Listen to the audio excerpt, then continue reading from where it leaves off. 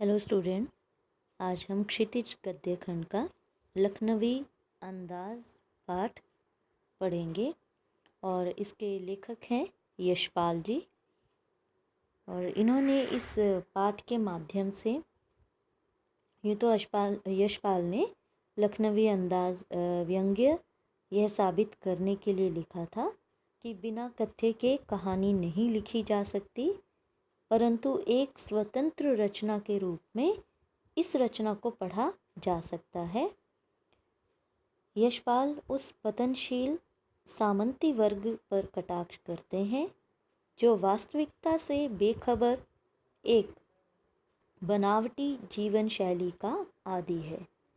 कहना न होगा कि आज के समय में भी ऐसी परजीवी संस्कृति को देखा जा सकता है। तो कैसे संस्कृति की बात कर रही हैं ये, जैसे कि विषय से आपको समझ में आ रहा होगा कि लखनवी अंदाज, लखनवी यानी लखनऊ की बात कर रहे हैं। लखनऊ जो नवाबों का शहर कहा जाता है, और नवाब लखनऊ में आप खान पान का, आप उनके बोलने की तहजीब, उनके खान पान का तरीका बिल्कुल हटके और अलग ही नज़र आपको आएगा। तो लखनऊ के नवाबों की एक खासियत होती है कि वह कुछ दुनियादारी से हटकर काम करने में अपनी शान और शौकत दिखाते हैं। चाहे वो दिखावा ही कर रहे हैं, मतलब अपनी शान और शौकत दिखाने के लिए वो कभी कभी ऐसा काम भी कर देते हैं जो कि कभी इस तरह से कभी कोई सोच भी नहीं सकता। ऐसा कुछ इस पाठ में हम पढ़ेंगे। तो इसमें भी एक लखनवी नवाब हैं जो अपना अंदाज़ इस तरह से दिखाते हैं कि जिसे देखकर लेखक जो है वो हैरान रह जाता है कि क्या इस तरह से भी कभी होता है, या क्या इस तरह भी कोई करता है। तो उनका तरीका देखकर जो यशपाल जी हैं, लेखक जो इसमें कह रहे हैं, वो हैरान कि देखिए ये किस तरह से, मतलब जो वास्तविकता नहीं है, जो हो ही नहीं सकता, वो भी करके दिखा रहे हैं। तो चलिए पाठ पढ़ते हैं। और उर्दू के शब्द काफ़ी इसमें आपको मिलेंगे। तो मुफस्सिल की पैसेंजर ट्रेन चल पड़ने की उतावली में फुंकार रही थी।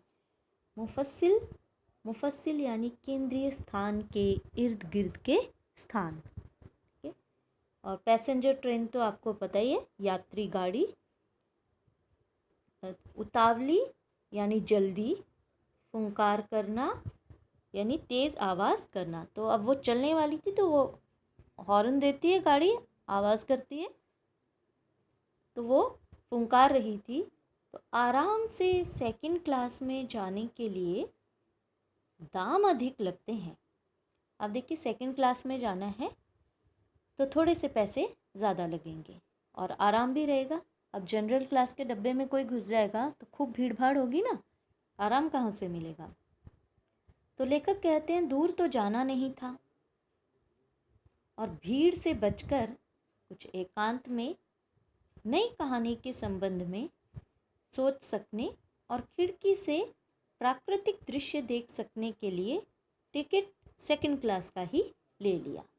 तो लेखक ने सोचा कि चलिए मुझे आराम से जाना है और थोड़ा एकांत भी चाहिए था, और खिड़की से ज़रा मैं बाहर देखता रहूँगा तो प्राकृतिक दृश्य भी देख सकूँगा, और कुछ अकेले बैठकर, एकांत में बैठकर मुझे कहानी के लिए कुछ सोच विचार करने का समय भी अच्छे से मिल जाएगा। तो गाड़ी छूट रही थी, बिल्कुल चलने वाली थी, और सेकंड क्लास के एक छोटे डिब्बे को खाली समझकर ज़रा दौड़कर उसमें चढ़ गए। ये लेखक कह रहे हैं कि गाड़ी छूट रही थी यानी चलने वाली थी, तो मैं फटाफट सेकंड क्लास के डिब्बे को खाली समझ कर के, ये खाली है, कोई दिख नहीं रहा तो खाली है, तो दौड़कर उसमें चढ़ गए। अब अनुमान के प्रतिकूल डिब्बा निर्जन नहीं था। अब सोचा ये था लेखक ने कि डिब्बा खाली मिलेगा, ट्रेन का डिब्बा खाली मिलेगा, लेकिन उनका अनुमान गलत निकला और डिब्बा खाली नहीं था। निर्जन यानी खाली नहीं था। एक बर्थ पर लखनऊ की नवाबी नस्ल के एक सफ़ेद पोश सज्जन बहुत सुविधा से पालथी मारे बैठे थे।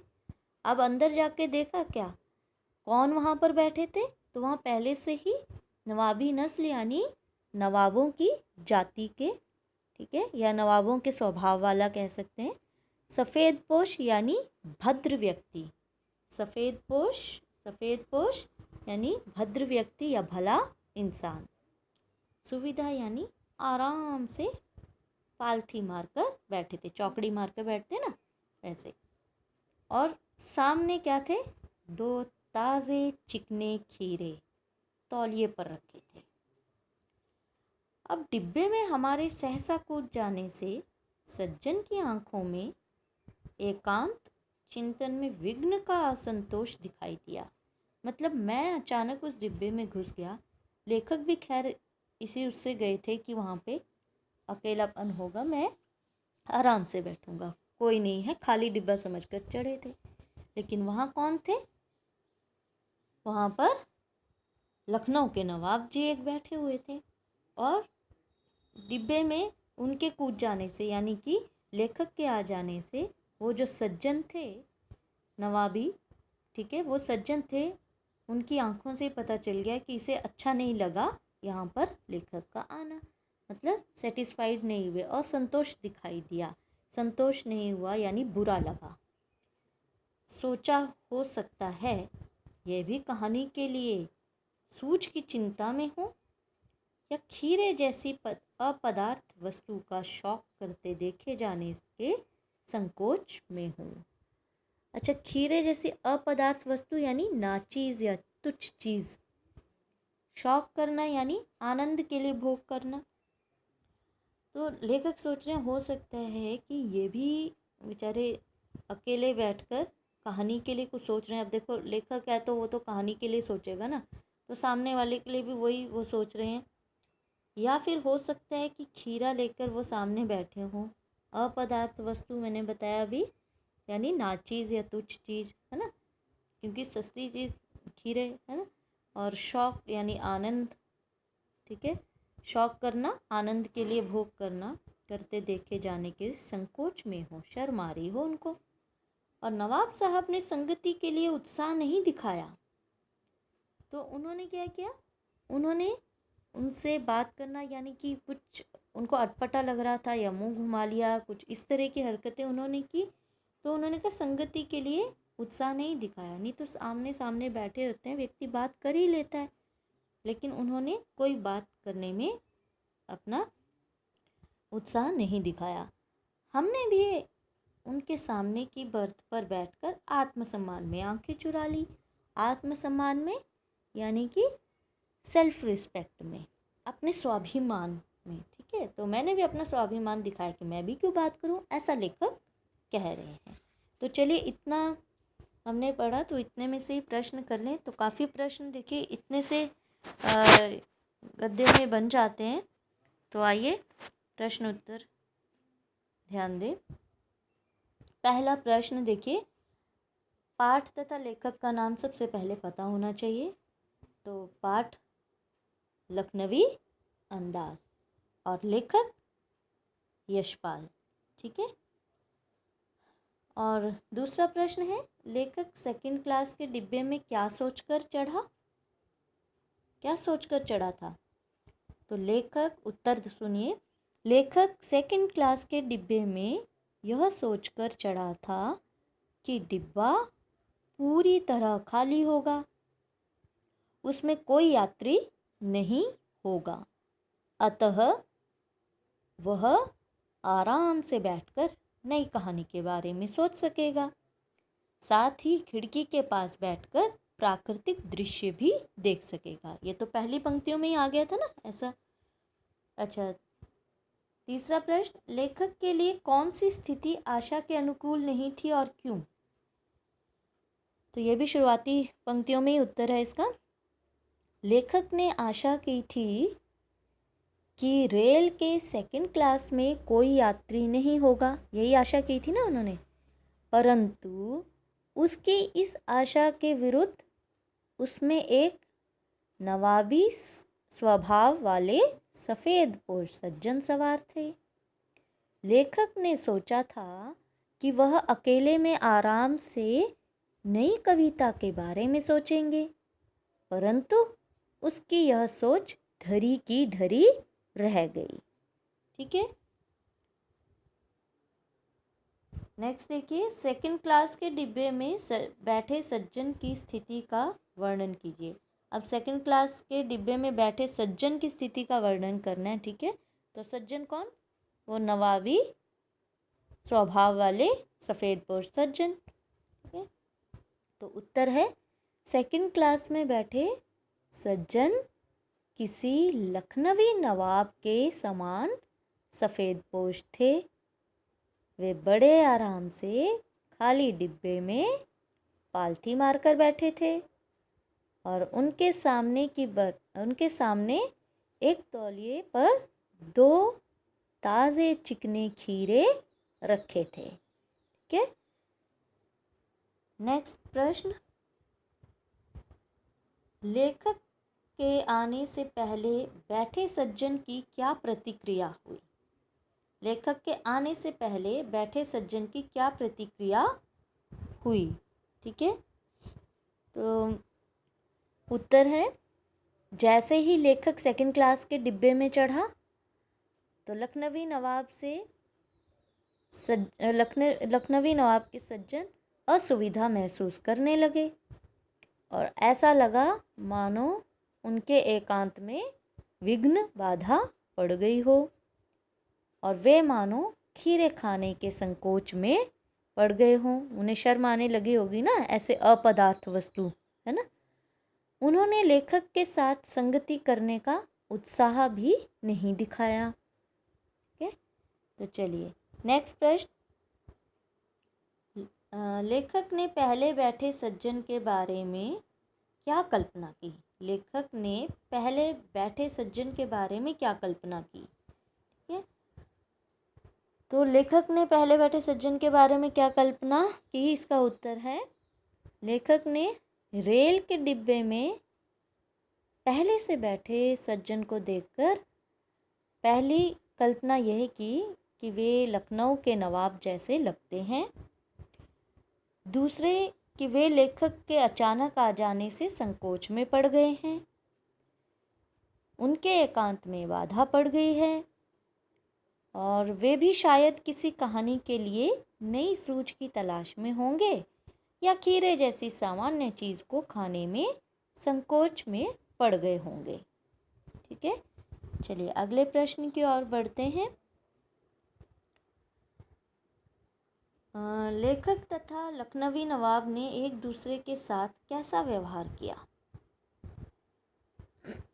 तो लेखक तथा लखनवी नवाब ने एक दूसरे के साथ कैसा व्यवहार किया? इसका उत्तर कि लेखक तथा लखनवी नवाब ने एक दूसरे के साथ बेगानेपन और अवांछितों जैसा व्यवहार किया, मानो दोनों एक दूसरे को बाधा समझ रहे थे, है ना।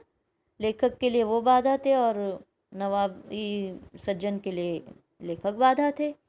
पहले नवाब ने मुंह फेर लिया, बाद में लेखक ने भी आत्मसम्मान के नाम पर उसकी तरफ से ध्यान हटा लिया। ठीक है, तो ये देखिए जो हमने पढ़ा था वही उत्तर है और सामने पंक्तियों में ये लिखे हुए हैं। और अगला प्रश्न, लखनऊ की नवाबी नस्ल के सफ़ेद पोश सज्जन में क्या व्यंग्य छिपा है? ठीक है, तो इसका उत्तर, तो इस वाक्य में व्यंग्य है कि लखनऊ के नवाब बहुत ही विचित्र स्वभाव के होते हैं। ये तो हमने स्टार्टिंग में मैंने कहा था ना कि लखनऊ के नवाब बहुत ही विचित्र स्वभाव के होते हैं, कि वे स्वयं को बहुत ही नाजुक मिजाज, बड़े शिष्ट, कोमल तथा सलीकेदार इंसान मानते हैं। उनकी ये विशेषताएं इतनी अधिक बड़ी चढ़ी होती हैं कि अजीब ही प्रतीत होते हैं और इस विचित्रता को दर्शाने के लिए लेखक ने नस्ल शब्द का प्रयोग किया है। उसने किया ना, नवाबी नस्ल के, तो नस्ल शब्द का प्रयोग किया है। मानो वे मनुष्य न होकर अन्य किसी प्रजाति के इंसान हों। इस उत्तर को फिर सुन लीजिए। इस प्रश्न को, लखनऊ की नवाबी नस्ल के सफ़ेद पुरुष सज्जन में क्या व्यंग्य छिपा है। तो इस वाक्य में व्यंग्य ये है कि लखनऊ के नवाब बहुत ही विचित्र स्वभाव के होते हैं। वे स्वयं को बहुत ही नाजुक मिजाज, शिष्ट, कोमल तथा सलीकेदार इंसान मानते हैं। उनकी ये विशेषताएं इतनी अधिक बढ़ी चढ़ी होती हैं कि अजीब ही प्रतीत होते हैं, और इस विचित्रता को दर्शाने के लिए लेखक ने नस्ल शब्द का प्रयोग किया है। मानो वे मनुष्य न होकर अन्य किसी प्रजाति के इंसान हो। तो देखिए कितने प्रश्न इसमें से बन गए, और प्रश्नों के साथ साथ मैंने उत्तर भी साझा किए हैं, बड़े आराम से किए हैं। तो आप इन प्रश्नों को ध्यान में रखकर इन उत्तर को भी अपने दिमाग में रखिए, क्योंकि जितने प्रश्न उत्तर का हम निर्माण करेंगे उतना ही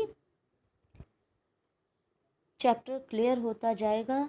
तो थोड़ा थोड़ा करके भी पढ़ेंगे, लेकिन पूरा एक एक पंक्ति में से, एक एक लाइन में से जहाँ से प्रश्न बनते हैं उतने बनाए, तो कोई मुश्किल नहीं आती है किसी भी चैप्टर को पढ़ने में, किसी भी पाठ को आराम से करने में। जैसा मर्जी फिर प्रश्न आए घुमा फिरा के, उत्तर आपके पास मिलेंगे यदि आप ध्यान से पढ़ेंगे। तो कृपया ध्यान से वीडियो को सुने, देखें और ध्यान से इन प्रश्न उत्तर को याद करें, और फिर मिलेंगे अगले वीडियो के साथ। Till then, bye and thank you.